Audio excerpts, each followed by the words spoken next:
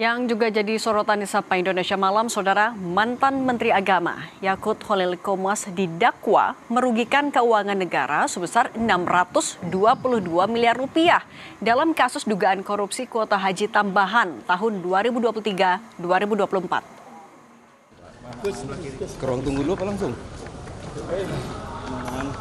Jaksa KPK menyebut korupsi ini dilakukan oleh ex-Menak Yakut secara bersama-sama.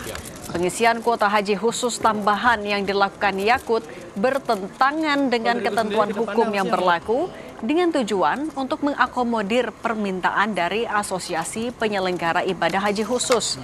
Jaksa mengatakan pengisian kuota haji khusus tambahan itu disertai penerimaan fee percepatan dari para jemaah. Yakut dianggap mengalihkan dan mengatur penetapan pembagian kuota haji khusus tambahan tahun 2024 sebesar 50% tanpa landasan kajian teknis.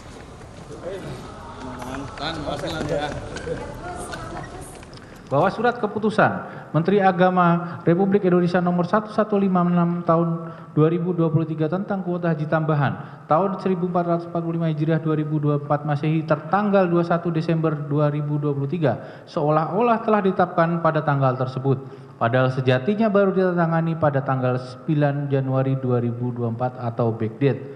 Pencantuman tanggal yang tidak sesuai dengan waktu penandatanganan tersebut dilakukan agar calon jemaah haji yang berhak melakukan pelunasan dan memperoleh keberangkatan tidak memiliki waktu yang cukup untuk melunasi biaya haji. Yang merugikan keuangan negara atau perekonomian negara yaitu sejumlah 622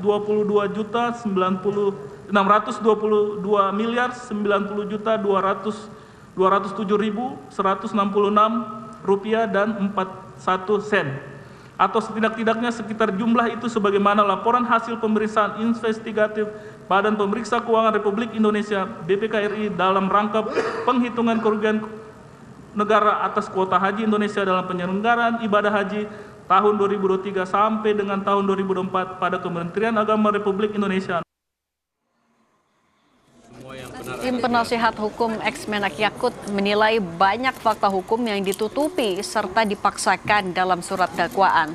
Salah satunya terkait tudingan penerimaan uang sebesar 271.000 dolar AS oleh Yakut yang dinilai hanya didasarkan pada asumsi tanpa bukti material.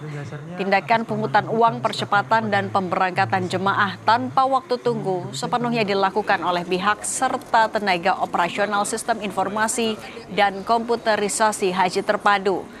Pihak kuasa hukum juga menyayangkan tidak diterapkannya pasal tindak pidana pencucian uang atau TPPU untuk menelusuri aliran dana kepada pihak lain yang turut terlibat. Terima kasih Bu Ketua, Bapak Hakim Anggota Tim Advokat. Karena jelas dari runutan apa yang dibacakan banyak garis-garis yang hilang ya.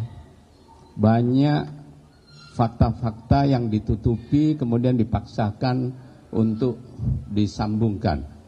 Ya, penyebutan adanya penerimaan 271.000 itu ya dirasakan ya kelihatan sekali hanya untuk menyambungkan agar Gus Yakut sebagai Menteri Agama memiliki keterkaitan dengan penyelenggaraan atau adanya praktek-praktek yang dikatakan percepatan, kemudian memberangkatkan jemaah haji tanpa waktu tunggu. Dalam sidang perdana kasus dugaan korupsi kuota haji, Jaksa Penuntut Umum KPK menyebut ex-Menak Yakut menyiapkan uang sebesar 1 juta dolar Amerika Serikat atau setara 17,8 miliar rupiah untuk memengaruhi hasil panitia khusus angket haji DPR tahun 2024. Jaksa menjelaskan, DPR RI membentuk pansus angket terhadap penyelenggaraan haji tahun 2024 karena didorong adanya dugaan ketidakpatuhan dalam pelaksanaan undang-undang tentang penyelenggaraan ibadah haji dan umroh. Kita buka, ini karena ada 4 berkas.